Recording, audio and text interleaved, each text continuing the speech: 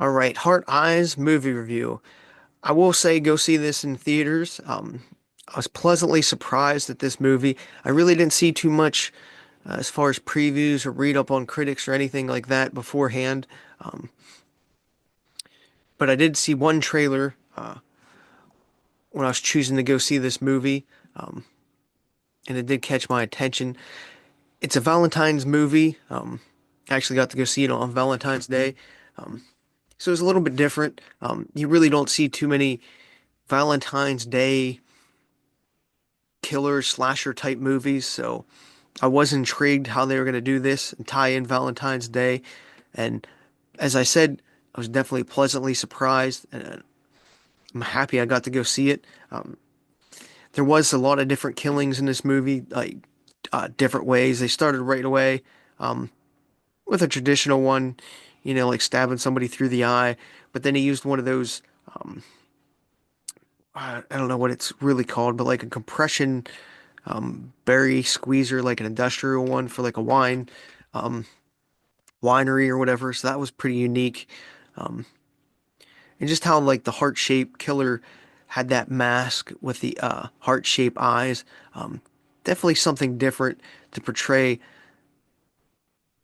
that killer slash slasher in the movie. You got your Scream mask, you got your Jason mask. But this mask itself is pretty unique in how they used it. Um, Basically, the subplot or plot the whole during the whole movie is the killer only kills people on Valentine's Day, and it seems like he goes across the country, or he never picks the same town, like so many other killer movies do. This killer actually travels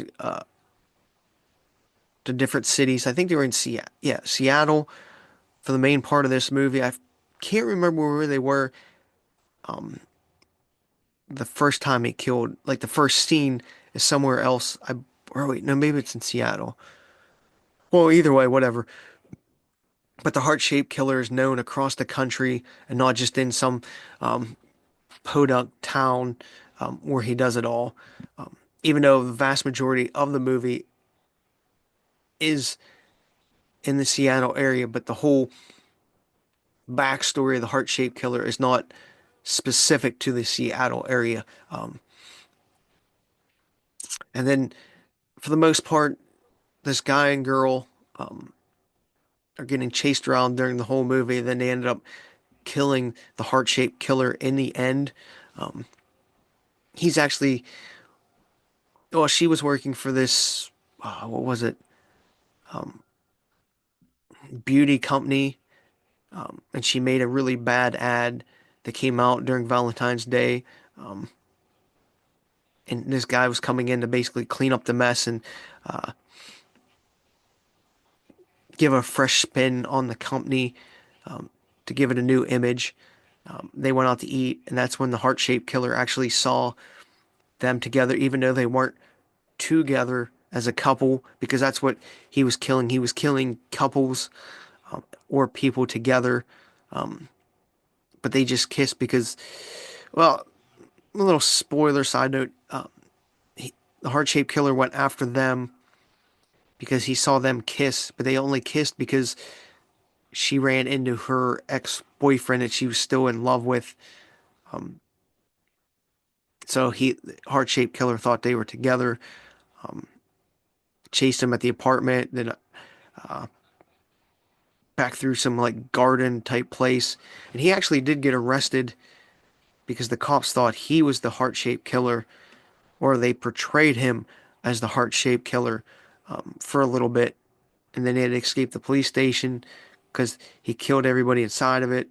Um, and it was kind of weird. They went to a drive-in movie theater out in the open and tried to hide, and heart-shaped killer killed a bunch of people there, and they ended up killing him at the drive-in movie theater. At least so you think. Um, but the movie wasn't over yet. There's still like 15, 20 minutes left. And you're like, huh, all right, what kind of twist is coming? Well, here the two cops that were investigating. Well, no, wait. the one cop that was investigating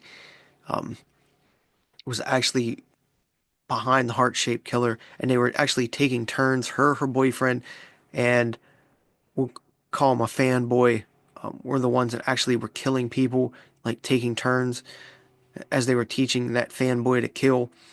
Um, so that was sort of a little bit of twist that there was actually three people portraying the heart-shaped killer throughout the movie and not just one.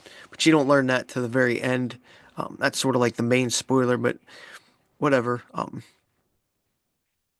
It just was a different type of movie for Valentine's Day and a holiday theme. Um, in general, it was like that movie Thanksgiving a couple years ago where they made it a killer movie. This had, I don't want to say the um, same feeling, but the same concept where they took away from the traditional, lovey-dovey type Valentine's Night Day movie and made it a killer movie, which really impressed me. Um, yeah, it made me glad I saw the movie. There really isn't too much as far as CGI or graphics during the whole movie, except for, obviously you're not killing anybody in real life, but I wouldn't say the acting was over the top. It was a little cheesy at times because it sort of is a little bit of comedy here or there, um, with some of the jokes and some of the things like when you're watching the movie, when they're in the drive-in theater, there's like people in the van that they hit out like having sex in the back. It was just, you know, little things like that. Um, just made it different. So I think people would be surprised if they actually go see this movie, um, with how good it is, in general.